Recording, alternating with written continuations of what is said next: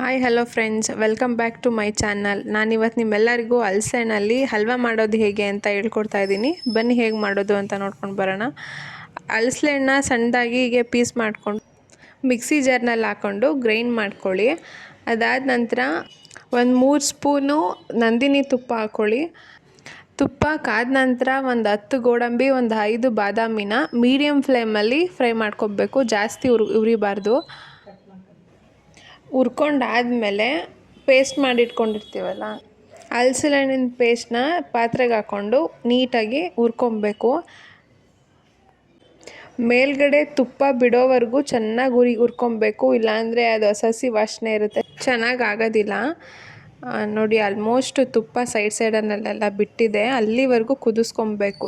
ಎಷ್ಟು ಕುದಿಸ್ಕೊತೀವೋ ಅಷ್ಟು ಟೇಸ್ಟಿಯಾಗಿ ಬರುತ್ತೆ. ಲಾಸ್ಟಿಗೆ 1 ಸ್ಪೂನ್ ಏಲಕ್ಕಿ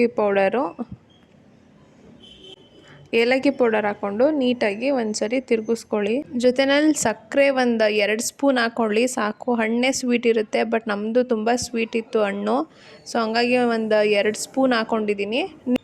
ನಿಮ್ಮ ಹಲಸಿನ ಹಣ್ಣು ಯಾವ ಥರ ಸ್ವೀಟ್ ಇರುತ್ತೆ ಅದನ್ನು ನೋಡಿಕೊಂಡು ಅದ್ರ ತಕ್ಕಂತೆ ಶುಗರ್ನ ಆ್ಯಡ್ ಮಾಡ್ಕೊಳ್ಳಿ. ನೋಡಿ, ಆಲ್ಮೋಸ್ಟ್ ಹೀಗೆ ಪಾತ್ರೆ ಬಿಡಬೇಕು. ತಡನ ಹಲಸಿನ ಹಣ್ಣು ಈ ಥರ ಬಿಟ್ಟರೆ ರೆಡಿ ಆಗಿದೆ ಅಂತ ಅರ್ಥ. ಮೇಲ್ಗಡೆ ಕಾಯಿ ತುರಿ ಹಾಕಿದ್ರೆ ಒಳ್ಳೆ ಟೇಸ್ಟ್ ಕೊಡುತ್ತೆ. ಮನೇಲಿ ಒಂದ್ಸರಿ ಈ ಥರ ಟ್ರೈ ಮಾಡಿ ನೋಡಿ, ನಿಮ್ಮ ಮನೆಯವ್ರು ಎಲ್ಲರಿಗೂ ಇಷ್ಟ ಆಗುತ್ತೆ. ಪ್ಲೀಸ್ ಇಷ್ಟ ಆಗಿದ್ದರೆ ಒಂದು ಲೈಕ್ ಮಾಡಿ, ಶೇರ್ ಮಾಡಿ, ಕಮೆಂಟ್ ಮಾಡಿ, ಸಬ್ಸ್ಕ್ರೈಬ್ ಮಾಡ್ಕೊಳ್ಳಿ. Thank you for watching.